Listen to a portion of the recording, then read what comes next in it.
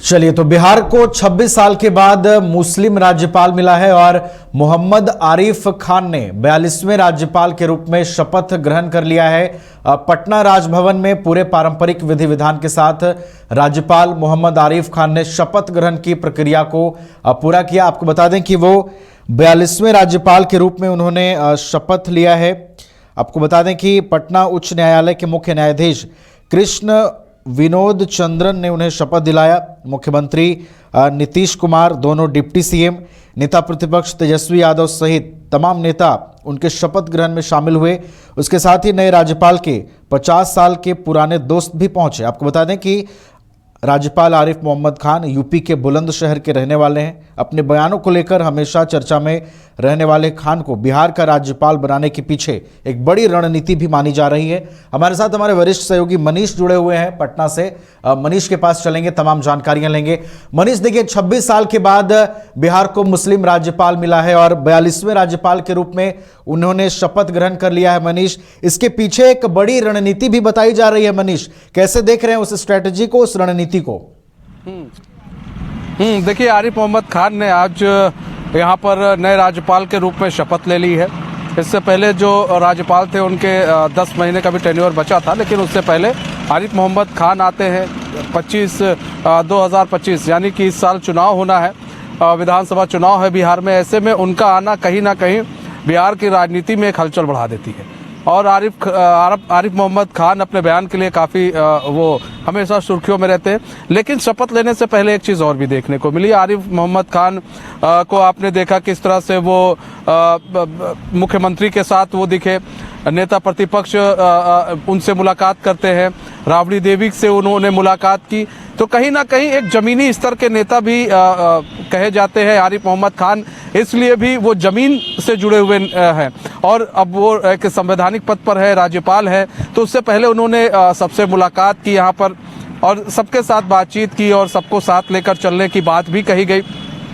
आपको बता दें, राजभवन के राजेंद्र मंडपम हॉल में एक कार्यक्रम आयोजित किया गया था, जहां पर उन्होंने शपथ ली है। हाईकोर्ट के मुख्य न्यायाधीश विनोद चंद्रन ने आरिफ मोहम्मद खान को ये शपथ दिलाई है। और आरिफ मोहम्मद खान का यूं चुनाव से पहले 2025 के चुनाव से पहले आना फिर कहीं ना कहीं बिहार की राजनीति में एक नई हलचल पैदा करने जैसी है।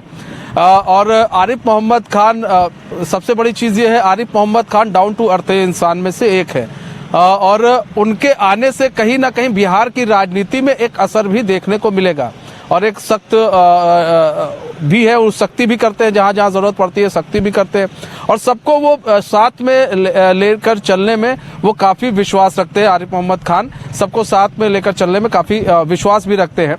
और आपने बात की, यहाँ पर अगर हम बात करें बिहार की राजनीति की बात करें, तो बिहार की राजनीति में आरिफ मोहम्मद खान का भी एक बड़ा अहम रोल होने वाला है, क्योंकि यहाँ पर चुनाव है। चुनाव को कैसे कराया जाएगा, चुनाव में किस तरह से तैयारियां रहेंगी, किस तरह से चुनाव को सही तरीके से संपन्न कराया जाए, कैसे सभी जो विपक्ष हो, सत्ता पक्ष हो, कैसे साथ लेकर चला जाए, इन सबकी जो जिम्मेदारी है, बिहार को कैसे और आगे बढ़ाया जाए, सशक्त बनाया जाए, इस वो भी जो है आरिफ मोहम्मद खान के कंधे पर रहेगी। हमारे साथ हमारे जो बिहार संपादक है और वरिष्ठ सहयोगी भी हमारे इसके राजू जी भी हैं, उनसे भी चर्चा करते हैं। राजू जी, आज तो शपथ ले ली आरिफ मोहम्मद खान ने और हाईकोर्ट के जो चीफ जस्टिस उन्होंने शपथ भी दिला दी। ऐसे में बिहार की राजनीति में किस तरह से असर देखने को मिलेगा? नहीं, देखिए, सबसे पहले तो जो हमारे व्यूअर्स हैं मनीष जी, और आपको भी, चूंकि आपको जानकारी होगी भी कि 26 साल बाद बिहार को कोई मुस्लिम राज्यपाल जो है वो फिर से मिला है। इसके पहले जो किदवई साहब थे 26 साल पहले, जब आरजेडी की सरकार हुआ करती थी बिहार में। और देखिए, बड़ा दिलचस्प है कि 43वें गवर्नर के तौर पर इन्होंने विधिवत ओथ लिया है। और इनके विषय में ये कहा जाता है कि अमूमन जो गवर्नर होते हैं उनके आगे लगाया जाता है महामहिम, राष्ट्रपति के आगे भी लगाया जाता है, चूंकि ये लोग संवैधानिक प्रमुख होते हैं। लेकिन आपको जानकर के बड़ी ये हैरानी होगी मनीष जी कि इनके विषय में कहा जाता है, आरिफ साहब के विषय में, कि ये जनता के गवर्नर है। मतलब ये महामहिम नहीं है। महामहिम चूंकि संवैधानिक पद है तो उसको वो अवेल कर रहे हैं, लेकिन गवर्नर एक ऐसा व्यक्ति होता है जो जिसको कहा जाता है लाट साहब। ठीक है ना? आप देखिए कि राजभवन कितना बड़ा है।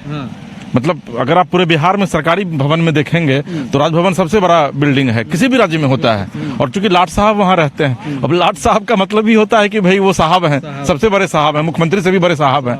लेकिन और अमूमन जो गवर्नर आते हैं किसी भी राज्य में, या फिर बिहार की भी अगर हम लोग बात करें तो गवर्नर आते हैं तो इसी राजभवन में कैद होकर रह जाते हैं।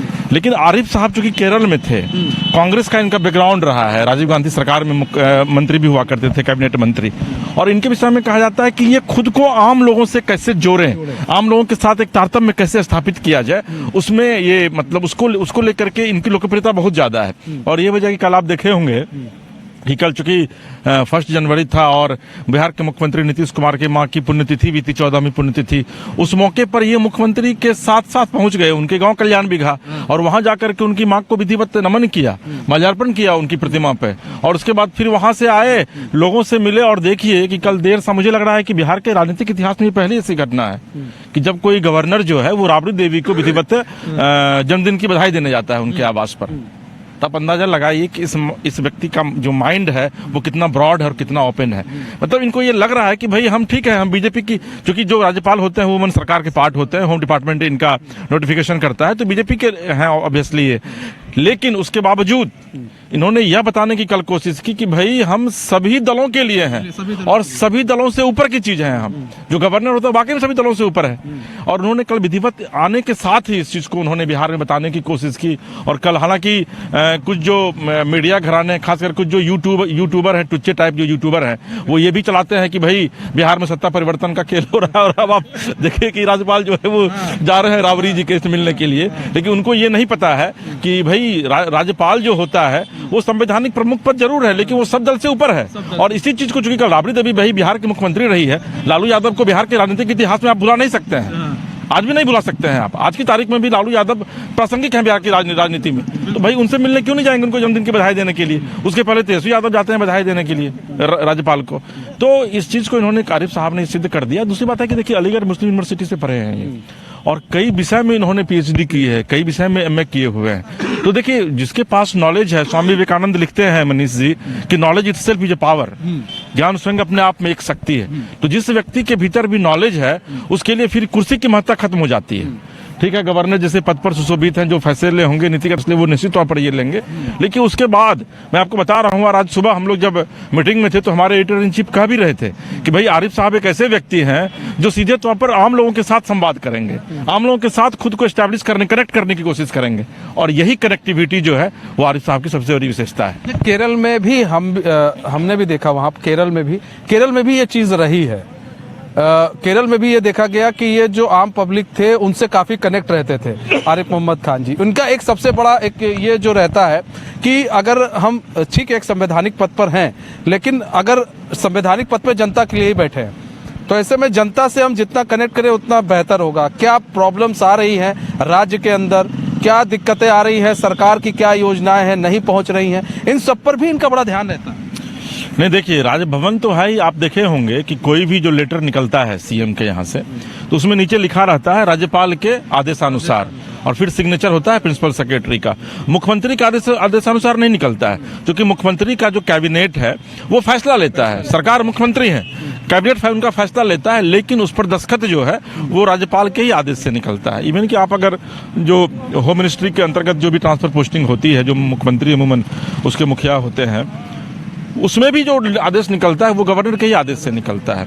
जो कानून भी बनता है किसी भी प्रदेश में या फिर देश में अगर बनता है तो राष्ट्रपति के हस्ताक्षर से निकलता है। प्रदेश देखिए, यही हमारे संविधान की खूबसूरती है मनीष जी, और इसीलिए भारतीय संविधान जाना भी जाता है। जिस संविधान की एक परिकल्पना की थी डॉक्टर राजेंद्र प्रसाद, भीमराव अंबेडकर, सच्चिदानंद सिन्हा, इन लोगों ने मिल करके, उसकी यही सबसे बड़ी खूबसूरती है कि यहाँ पर किसी एक व्यक्ति के हाथ में सत्ता नहीं दी गई है, नहीं तो वो फिर निरंकुश हो जाएगा। यही वजह है कि देखिए मुख्यमंत्री का यहाँ पर आवास है और ठीक राजभवन आमने सामने है। अमूमन हर एक स्टेट में ऐसा ही होता है कि मुख्यमंत्री के आमने सामने राज्यपाल जो है वो रहते हैं। वो इसलिए इनको दिया जाता है कि मुख्यमंत्री कभी कभी होता क्या है, और देश में प्रधानमंत्री आप 1974 के दौर को याद कीजिए, इस तरीके से प्रधानमंत्री डिक्टेटर हो गई थी। इवन कि राष्ट्रपति को भी उन्होंने अपने पाले में ले लिया था और कहा था कि भाई आपको दस्तखत करना पड़ेगा। और चूंकि राष्ट्रपति भी कांग्रेस के ही थे, पार्टी से ही दलगत ही होते हैं ना कोई भी राष्ट्रपति या फिर जो राज्यपाल होते हैं, लेकिन उन्होंने ले रहे थे। लेकिन उसका रिजल्ट क्या निकला? इस देश में इमरजेंसी लागू हो गई, इस देश में लगा कि भाई संविधान अब खत्म हो जाएगा, और फिर जनता ने शासन को अपने हाथ में लिया, आंदोलन हुआ जेपी के नेतृत्व में इसी बिहार से, और यहाँ हम लोग अभी खड़े हैं, यही राजेंद्र प्रसाद जी की यहाँ प्रतिमा भी है। तो देखिए कहीं ना कहीं से कोई भी जो ऑर्डर, कोई भी जो नीतियाँ बनती हैं, चाहे विधानसभा के भीतर हो, कैबिनेट में हो, उस पर फाइनल मुहर दस्तखत जो है वो राजभवन का ही होता है। तो जो भी योजनाएं हैं सरकार की, उन योजनाओं का क्रियान्वयन भले ही राज्य सरकार अपने स्तर से करे, उनके जो अधिकारी हैं वो करते हैं, लेकिन उस पर राजभवन की नजर रहती है कि भाई आप क्या कर रहे हैं। अब देखिए शिक्षा के मामलों में सीधे तौर पर राजभवन ही फैसला लेता है, क्योंकि ये कुलाधिपति होते हैं, कुलपतियों के हेड होते हैं ये। और आप देखे होंगे कि पिछले इस सरकार में जो के पाठक जब शिक्षा के विभाग के ACS हुआ करते थे, तो उन्होंने कई फैसले लिए, जिसमें कई फैसले ऐसे थे जो कहीं ना कहीं से शिक्षकों के हितों में नहीं थे, छात्रों के हितों में नहीं थे, और उसको सिरे से राजभवन ने खारिज कर दिया।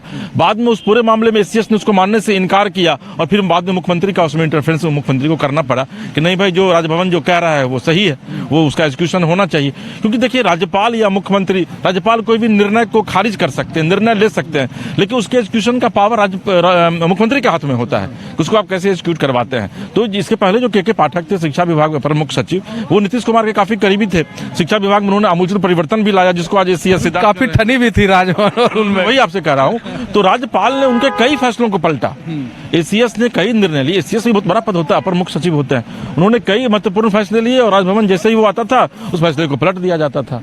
मुझे याद है अभी भी, क्योंकि मैंने कवर भी किया था पिछले ही साल, विधानसभा को भी मैं देख रहा था, और विधानसभा में विधिवत उस मामले को उठाया भी गया था कि भाई स्कूल की टाइमिंग को लेकर था कि ठंडा हो या गर्मी, लेकिन अब 9 बजे जो है सो शिक्षक को पहुंच जाना है स्कूल में, 8 बजे पहुंच जाना है, और उसको शाम के 6 बजे तक रहना, फिर 6 बजे आपको वीडियो कॉल से अटेंडेंस दिखाना है कि भाई मैं 6 बजे स्कूल। अब ये ऐसे फैसले थे जिस फैसले का सामूहिक तौर पर विरोध किया सत्ता पक्ष और विपक्ष के तमाम नेताओं ने, MLC ने विरोध किया, लेकिन उसके बावजूद के पाठक ने उसको नहीं पलटा।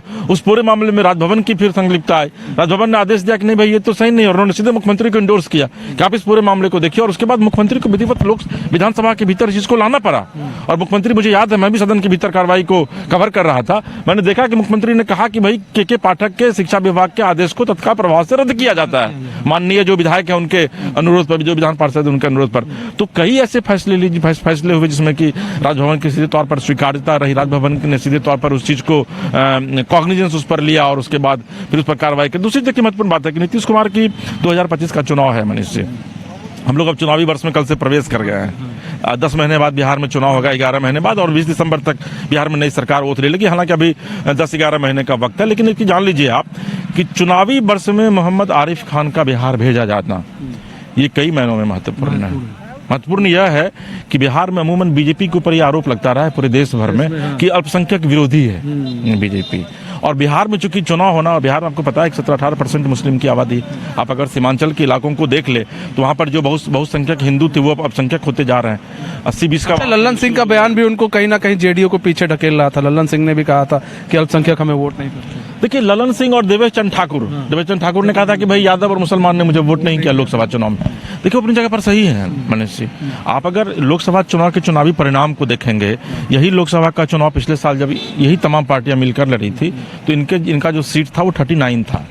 मात्र एक सीट किशनगंज की एनडीए ने लूज की थी, नीतीश कुमार भी साथ थे, और इस बार वही जब साथ मिलकर ये लोग लड़े हैं तो 30 सीट पर आ गए हैं। तो ये साफ है कि यादव और माइनॉरिटीज ने एनडीए को वोट नहीं किया। तो ललन सिंह ने सीधे तौर पर ये बातें कही, जबकि नीतीश कुमार ने कई बार कहा है कि भाई वो तमाम योजनाएं, या फिर मोदी भी मन से कहते हैं कि भाई मैं अगर अल्पसंख्यकों के साथ भेदभाव करता तो सरकार की जो योजना है उसमें मैं लिखता कि भाई 17% जो मुस्लिम है उनको इनका लाभ नहीं मिलेगा। लेकिन इस देश में मनीष जी अगर आप रिसर्च करेंगे तो सबसे ज्यादा सरकार की योजनाओं का लाभ अगर कोई वर्ग लेता है तो वो अल्पसंख्यक वर्ग। बिल्कुल, ये चीज देखी भी गई है, चाहे प्रधानमंत्री आवास योजना हो, चाहे 5 किलो के राशन की बात हो, सबसे ज्यादा अल्पसंख्यकों को देखा गया है लेते हुए। एक गांव तो पूरा प्रधानमंत्री, एक गांव ऐसा है जहां पर प्रधानमंत्री आवास ज्यादा है, उत्तर प्रदेश में, वो वहां पर प्रधानमंत्री आवास ज्यादा है, आप देखिए 250 करीब है। तो ये देखिए ये चीज कहा गया है कि चूंकि जो माइनॉरिटीज जो है, जो अल्पसंख्यक जिनको हम लोग कहते हैं, हालांकि अब हिंदुस्तान में वो माइनॉरिटीज रहे नहीं। अब किशनगंज की बात कीजिएगा तो वहाँ पे हिंदू 20% है, 80% अल्पसंख्यक मुस्लिम है वहाँ पर। लेकिन उसके बावजूद चूंकि राजनीतिक लाभ लेने के लिए बिहार में और पूरे देश में आपको पता है कि माइनॉरिटीज किस तरीके से वोट बैंक का आधार है कुछ पार्टियों के लिए, तो कहीं ना कहीं से जो माइनॉरिटीज है उनके अंदर गरीबी अभी भी बहुत ज्यादा है, पॉवर्टी बहुत ज्यादा है, इलिटरेसी बहुत ज्यादा है। ठीक है ना। तो यही वजह है कि सरकार की योजनाओं का लाभ उनको सबसे ज्यादा मिलता है।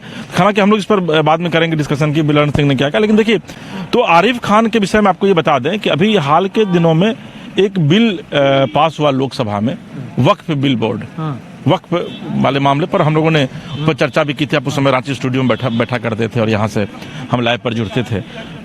उसमें देखिए कि आरिफ मोहम्मद खान को मैंने देखा था कि एक नेशनल चैनल पे, निजी चैनल पे वो बैठ के इंटरव्यू दे रहे थे और उन्होंने इस बिल का समर्थन किया। अंदाजा लगाइए कि एक गवर्नर जो सीधे तौर पर सरकार का अंग होता है, उसको राजनीति से कोई मतलब नहीं है, लेकिन एक निजी चैनल पर बैठकर वो डिबेट कर रहे हैं और वो कह रहे हैं कि नहीं भाई वक्फ बिल बोर्ड जो है वो जो लाया गया वो सही है। उत्तर प्रदेश में मदरसा पर जो शिकंजा कसा गया उसमें भी खुल करके ये आ गए, जबकि उत्तर प्रदेश के ही रहने वाले हैं। इन्होंने कहा कि भाई सही है, मदरसा अगर वाकई में आतंकवादी गतिविधियों को चला रहा है, ये हम नहीं कर रहे हैं, ये बीजेपी शासित जो राज्य है वहां के मुख्यमंत्री कह रहे हैं, तो उसमें भी इन्होंने इंटरफेयर किया था। उन्होंने कहा था कि भाई अगर उस पर वाकई में योगी सरकार अगर नीतियां ला रही है और कह रही है कि मदरसों की जांच करेंगे, तो इसमें जांच करवाने में दिक्कत क्या है लोगों को? अगर आपके यहाँ कोई भी असंवैधानिक काम नहीं होता है, आतंकवादी कोई किसी गतिविधि को आप अंजाम नहीं देते हैं, बढ़ावा नहीं देते हैं, तो फिर जांच करने में आपको क्यों दिक्कत हो रही है? तो इस तरह के कई ऐसे मामले हैं जिस मामले पर आरिफ मोहम्मद खान खुल करके सामने आए हैं मुस्लिम होने के बावजूद, और यही वजह है कि कई मुस्लिम संगठनों ने इनका विरोध किया है पूरे देश में। केरल में इनका लगातार विरोध होता रहा है और केरल में ये शान से वहां पर अपना काम जो है वो अपने काम को वहां पर अंजाम देते रहे, जबकि वहां पर बीजेपी की सरकार नहीं है। वहां के मुख्यमंत्री के साथ इनकी अनबन होती रहती थी कई मामलों पर। मुझे याद है कि कई ऐसे बिल आए जिस बिल को इन्होंने रिजेक्ट कर दिया।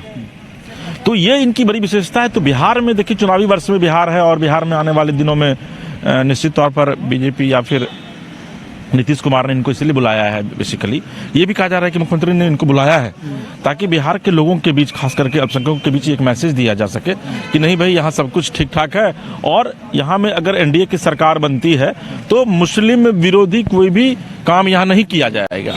और मुस्लिमों के सबसे जो हिमायती हैं राज्यपाल वो यहाँ पर आ गए हैं अब। तो एक ऐसे व्यक्ति को यहाँ पर लाया गया है जो वाकई में संविधान से प्रेम करता है, जिसको वाकई में संविधान की जानकारी है और जो वाकई में संविधान के तहत इस प्रदेश को शासित करना चाहेगा आने वाले दिनों में। मतलब बीजेपी पर तुष्टीकरण के जो आरोप लगते आए हैं वो कहीं ना कहीं बीजेपी हो या फिर बीजेपी पे तो खास कर लगते आए हैं, जेडीयू पर उतना नहीं लगा, लेकिन बीजेपी पे जो तुष्टीकरण के आरोप लगते आए हैं वो कहीं ना कहीं बीजेपी ये दिखाने की कोशिश करेगी, जैसे कि कई बार प्रवक्ता कह भी चुके हैं कि अब इससे जो है जो तुष्टीकरण की राजनीति है वो बंद होगी और ये लोग कहेंगे इसका ये लोग माइलेज लेने की कोशिश करेंगे। और कुछ लोग तो कह रहे हैं बीजेपी के, कुछ लोग कहते हैं कि माइलेज मिलेगा हम किस बार। देखिए तुष्टीकरण की सियासत की अगर आप बात करेंगे तो तुष्टीकरण की राजनीति अमूमन जो आरोप लगता रहा है वो यही आरोप लगता रहा है कि तुष्टीकरण की सियासत जो है वो बीजेपी करती है, तुष्टीकरण की सियासत जो है वो आरजेडी करती है, वो कांग्रेस करती है। तो अपन जो हर एक दल है वो अपने अपने हिसाब से इसकी व्याख्या करता है, एक नैरेटिव गढ़ने की कोशिश जो है, बनाने की कोशिश जो है वो की जाती है। लेकिन जो सबसे बड़ा सवाल है कि क्या राज्यपाल जैसे पद को, जो कि संवैधानिक पद है, उसको अगर आप विवादों में रखते हैं तो कहीं ना कहीं से आप संविधान को विवादों में रख रहे हैं। अभी देखिए कि हाल के दिनों में देश के गृह मंत्री अमित शाह जी के द्वारा एक बयान दिया गया लोकसभा के भीतर और उस बयान को की व्याख्या इस तरीके से राष्ट्रीय स्तर पर की गई विपक्षियों के द्वारा कि नहीं भाई बीजेपी जो है वो संविधान को खत्म करने की कोशिश की जा रही है। और आप ये देखे भी होंगे मनीष जी कि जब जब चुनाव का वक्त आता है, चाहे वो प्रदेश में चुनाव हो, चाहे राष्ट्रीय स्तर पर चुनाव, इस बार भी चुनाव में ये कहा गया था, लोकसभा चुनाव में आपको याद होगा विपक्ष के द्वारा, खास करके कांग्रेस के द्वारा, कि भाई संविधान को खत्म करने की पूरी कवायद जो है वो बीजेपी के द्वारा की जा रही है और एक पटकथा लिख दी गई है और इस बार जब सरकार आएगी तो उसको वो लोग खत्म कर देंगे।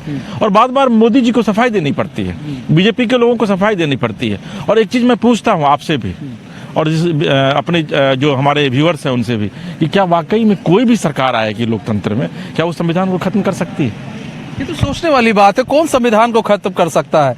और संविधान को खत्म, अब आप सोचिए इंदिरा गांधी पर इसी तरह के आरोप लगे कि एक उन्होंने अलग से मिनी संविधान बना दिया था, किस तरह से चीजें बदली गई एक इमरजेंसी की, और उसका खामियाजा जो है अब तक जो है भुगत रही है कांग्रेस। कई एलिगेशंस लगते हैं, आज भी बीजेपी उस मुद्दे पर घेरती है। तो कहीं ना कहीं बीजेपी को भी मालूम है आप कुछ अनुच्छेद में इधर उधर कर सकते हैं, संशोधन कर सकते हैं। अब संविधान बदलने की हिम्मत खुद नरेंद्र मोदी कहे हमारे अंदर खुद नहीं इतनी हिम्मत है। भीमराव अंबेडकर अगर होते तो वो भी नहीं बदल पाते आज की डेट में संविधान, उन्होंने कई बार रैली में कहा। ये तो एक नैरेटिव सेट करने की कोशिश की जाती है, क्योंकि बीजेपी के कई नेता हों वो अगर बोल देते हैं उनके बयान आ जाते हैं, और भी कुछ लोग हैं। ऐसा नहीं है सिर्फ बीजेपी के नेता बोलते हैं, यहाँ बोला तो सपा की तरफ से भी जाता है कि कई ऐसी चीज है संविधान के अंदर कि उस अनुच्छेद को बदलना जरूरी है जो दलित और पिछड़ों को और क्या नाम है वंचित रखती है कई चीजों से। कांग्रेस के लोग बोलते हैं, तो आप अगर बोलते वो भी हैं, लेकिन अभी तक हिम्मत किसी की नहीं है कोई संविधान को बदल दे, क्योंकि सबको मालूम है पूरा देश खड़ा हो जाएगा। नहीं, देखिए, संविधान को बदला नहीं जा सकता है। संविधान की जो धाराएं हैं, संविधान के जो अनुच्छेद हैं, उसमें कुछ अमेंड किया जा सकता है और अमेंड किया भी जाता है। मुझे जहाँ तक याद है कि संभवतः अभी तक 126 अमेंडमेंट जो है वो उसमें किया जा चुका है। और जो जिसकी सरकार आती है उनको लगता है कि नहीं भाई इस धारा में कुछ संशोधन करना चाहिए तो वो संशोधन करती है, लेकिन संविधान को कभी बदला नहीं जा सकता है मनीष जी। और संविधान को जिस दिन बदला जाएगा उस दिन इस देश में डेमोक्रेसी समाप्त हो जाएगी। उस दिन इस देश जो आज पूरी दुनिया को लोकतंत्र का पाठ पढ़ाता है हिंदुस्तान, और कहा जाता है कि पूरी दुनिया में सबसे मजबूत लोकतंत्र है हिंदुस्तान, तो फिर उसकी परिभाषा खत्म हो जाएगी और फिर डिक्टेटरशिप यहाँ पर लागू हो जाएगा, जो कि संभव नहीं है। अब कम से कम संभव नहीं है, क्योंकि अब लोग इतने अवेयर हो गए हैं। देखिए ना, एक छोटा सा उदाहरण दूं आपको कि अभी बीपीएससी के सिर्फ सेंटर का एग्जाम रद्द किया गया, और देखिए कि बिहार में किस तरीके से आंदोलन चल रहा है, क्योंकि मात्र 12,000 छात्रों का सवाल है, और कल वो लोग रोड और रेल को भी ब्लॉक करेंगे। तो संविधान को बदलने की जो बात है वो तो पूरी तरीके से बेमानी है, और ये विपक्ष का अपना एक पॉलिटिकल हथियार है जिसको वो इस्तेमाल करते हैं वो चुनाव, और इस बार भी फिर इस चुनाव में करेंगे। और देखिएगा कि यही जो कांग्रेस आरजेडी हैं, यही लोग बयानबाजी, इन्हीं अभी आरिफ साहब के में सेरेमनी में आए हुए हैं, और यही लोग कल कहेंगे कि दे भाई संविधान को बदलने की पूरी तैयारी है, इसलिए यहाँ राजभवन में एक मुस्लिम को बिठाया गया है यहाँ पर ला करके। लेकिन जो सबसे दिलचस्प है, जिस पर हम लोग लगातार उसमें से चर्चा कर रहे हैं, और ये जानना भी लोगों के लिए बहुत जरूरी है कि देखिए आज की तारीख में इस बिहार में एक ऐसे राज्यपाल आए हैं जो वाकई में सीधे तौर पर आम लोगों से खुद को कनेक्ट करेंगे, और यही इनकी विशेषता है। हो सकता है अमूमन आज तक ऐसा हुआ नहीं है, लेकिन हो सकता है कि शायद अभी मुख्यमंत्री का जो कारकेट है वो निकल रहा है, वो यहाँ से निकल रहे हैं। और देखिए मुख्यमंत्री जो है वो नई गाड़ी से निकल रहे हैं, और ये जो है सो इसमें ये बिजली से गाड़ी जो है वो चलती है, और साथ में विजय चौधरी भी जो है वो मौजूद हैं। और हम तो चाहेंगे कि देखिए भाई किस तरीके से राजेश जी जो अपने कैमरा पर्सन है वो दिखाएं कि किस तरीके से सीएम जा रहे हैं, अपने आवास में सीएम प्रवेश कर रहे हैं। और देखिए कि यहीं पर जो ये बड़ी ही खूबसूरत तस्वीर है, किस तरीके से सीएम देखिए राजभवन से निकले, और देखिए सीएम अब अपने आवास में जा रहे हैं। चंद कदमों की दूरी पर ही आवाज भी है। तस्वीर जो है वो आपको सिर्फ बायोस्कोप दिखा रहा है कि ये किस तरीके से राजभवन से मुख्यमंत्री ओथ सेरेमनी से निकले, और इसका मतलब है कि अब ओथ सेरेमनी जो है वो खत्म हो गया है वहाँ पर, और अब धीरे धीरे मुख्यमंत्री निकले हैं तो फिर मंत्रियों का भी जो काफिला है वो धीरे धीरे अब यहाँ से निकलेगा। हालांकि कहा यह जा रहा था कि भारी संख्या में बहुत भीड़ होगी यहाँ पर, वैसी भीड़ यहाँ देखने को नहीं मिल रही है। लेकिन उसके बाद अब देखिए ये उप मुख्यमंत्री जा रहे हैं, उप मुख्यमंत्री जो है वो भी सम्राट चौधरी हैं, देखिए वो भी यहाँ से निकले हैं। और अच्छा ये भी लगता है कि मुख्यमंत्री आवास मुख्यमंत्री आवास जा रहे हैं। अब शायद यहाँ पर आवास जो है शायद कोई मीटिंग। देखिए ये बहुत ही खूबसूरत तस्वीर है, इस चीज को समझिए मनीष जी। जो पिछले कुछ दिनों से बिहार के यूट्यूब में एक खबरें जो लगातार चल रही थी कि बिहार में सत्ता परिवर्तन का खेला होने वाला है। कल कुछ यूट्यूबर्स ये चला रहे थे कि भाई सम्राट चौधरी जो है वो जेडीयू की सदस्यता ग्रहण करेंगे और वो डिप्टी सीएम रहेंगे, और फिर से आरजेडी के साथ। कम से कम उस पर ये पूर्ण विराम जो है वो निश्चित तौर पर लग रहा है कि सब कुछ ठीक ठाक चल रहा है, कहीं कोई बट नहीं है। और कहीं ना कहीं से सम्राट चौधरी बीच में इस तरह की तस्वीर आती रहती है कि जब भी इस तरह की सुगबुगाहट उठती है तो ये एनडीए दिखा देता है कि हम लोग देखिए अलग नहीं है। और यही तस्वीर अभी आपको दिखाई अभी हमने। हाँ जी, की प्रक्रिया पूरी हो गई है और उसके बाद सभी जो नेतागण हैं वो वहां से बाहर निकल गए हैं।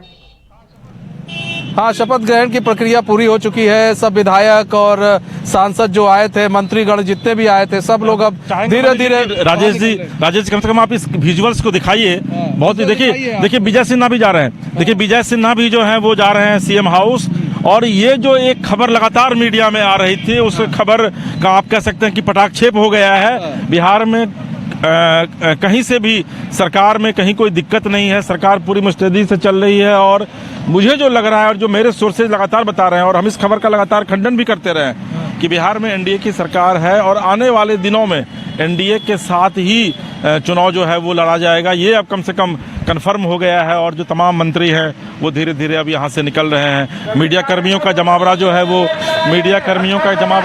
अब लग रहा है सीएम हाउस के पास, चूंकि सम्राट चौधरी वहाँ से निकलेंगे तो हो सकता है वो कुछ बयान देंगे। अब देखिए पशु एवं मत्स्य मंत्री है रेणु देवी, वो भी बाहर निकली हैं। तो धीरे धीरे जो मंत्री हैं वो अब यहाँ से निकल रहे हैं और जो राजभवन में जो एक सेलिब्रेशन का दौर था वो अब खत्म हो गया है। और जो देखिए बड़ी संख्या में सामने अधिकारी भी वहाँ पर मौजूद हैं, चीफ सेक्रेटरी, डीजीपी, तमाम लोग यहाँ मौजूद हैं। पुलिस अधिकारी जो हैं वो तमाम लोग यहाँ मौजूद हैं। कई विभाग के प्रिंसिपल सेक्रेटरी जो हैं वो भी यहाँ पर मौजूद हैं। तो कहीं ना कहीं से चूँकि आज का दिन जो है वो बिहार के इतिहास के लिए, बिहार के राजनीतिक इतिहास के लिए बहुत ही महत्वपूर्ण दिन है। चूँकि जब इतिहास लिखा जाएगा तो आज के दिन की भी चर्चा होगी कि 26 साल बाद एक मुस्लिम गवर्नर जो है वो किस तरीके से बिहार, मेरे अक्षरों में जो है यहाँ आज बिहार का इतिहास जो है लिख गया है। क्योंकि 26 साल पहले भी एक मुस्लिम गवर्नर हुआ करते थे, जिनको आज भी लोग याद करते हैं। यहाँ पर बात की जाए नवीन, तो अब यहाँ पर देखिए अब एक 26 साल बाद एक और मुस्लिम गवर्नर मिलते हैं।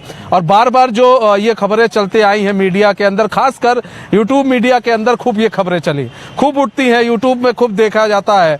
और कुछ भी वहाँ पर जो है यूट्यूब की जो मीडिया है कुछ भी वो बोल देती है वहाँ पर। और ऐसे में बात की जाए कि कुछ सही नहीं चल रहा है, सीएम नीतीश से दिल्ली में पीएम की मुलाकात नहीं हुई, इस तरह की बहुत सारी बातें चल रही थी। लेकिन उन सब बातों का आज जो उस पर पूर्ण विराम लग गया। अभी दोनों डिप्टी सीएम अभी मुख्यमंत्री के पीछे उनके आवास गए हैं, उनके साथ बातचीत करेंगे। वहाँ कोई रणनीति बन सकती है क्या मनीष? आपने एक्सक्लूसिव तस्वीरें दिखाई शपथ ग्रहण के बाद की, एक एक करके तमाम जो नेता हैं, मुख्यमंत्री नीतीश कुमार के साथ साथ डिप्टी सीएम भी अंदर दाखिल हुए हैं। क्या कोई ऐसी खबर आ रही है वहां कुछ मंत्रणा हो सकती है? क्या जानकारी आ रही है? नहीं, देखिए अब यहाँ से वो सेरेमनी खत्म हुई है और ये एक अच्छी और ये एक संस्कारिक बात है। और ये देखिए ये एक संस्कार है कि अगर मुख्यमंत्री जा रहे हैं और आवास बगल में ही है तो दोनों डिप्टी सीएम भी उनके आवास जाते हैं। और ये बहुत अच्छी चीज है कि वहां पर मुख्यमंत्री दोनों जो डिप्टी सीएम है उनसे मुलाकात करेंगे, बैठेंगे। अब चर्चा तो होगी, अब चूंकि दोनों सब लोग नेता ही हैं, थोड़ा चर्चा भी होगी। लेकिन अब ये एक कोई ऐसी मीटिंग नहीं है कि प्लानिंग की गई थी, इस मीटिंग की कोई ऐसी बात नहीं है। वो सेरेमनी के बाद इन लोग को मिलना था और ये लोग मिलेंगे और मीटिंग में थोड़ी बहुत ऐसी इधर उधर की थोड़ी चर्चा होगी, राजनीतिक चर्चा होगी। फिलहाल आज जो है आरिफ मोहम्मद खान जो है आज उन्होंने शपथ ले लिया है नए राज्यपाल के रूप में। तो अब बिहार के नए राज्यपाल होंगे आरिफ मोहम्मद खान नवीन। चलिए, तो बिहार की राजनीति के लिए ऐतिहासिक दिन रहा। 26 साल के बाद कोई मुस्लिम राज्यपाल बिहार को मिला है। मोहम्मद आरिफ खान जो हैं वो 42वें राज्यपाल के रूप में उन्होंने शपथ ले ली है। राज्यपाल एक संवैधानिक पद होता है।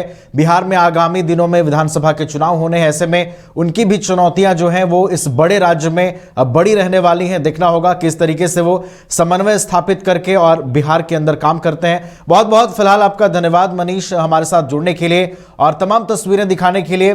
तो बिहार के राज्यपाल के रूप में आरिफ मोहम्मद खान ने शपथ ले लिया है। 26 सालों के बाद बिहार को कोई मुस्लिम राज्यपाल जो है वो मिला है। उनके शपथ ग्रहण समारोह में बिहार के मुख्यमंत्री नीतीश कुमार, दोनों डिप्टी सीएम के अलावा नेता प्रतिपक्ष तेजस्वी यादव भी शामिल हुए और पूरे विधिवत और पारंपरिक तरीके से राज्यपाल का शपथ ग्रहण समारोह जो है वो संपन्न हुआ।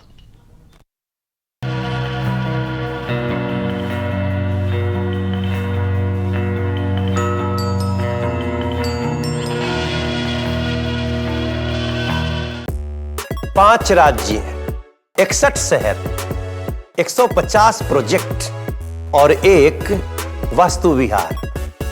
नई सोच, नया घर। बनाए रखिए अपना प्यार, सेवा में है वास्तु विहार।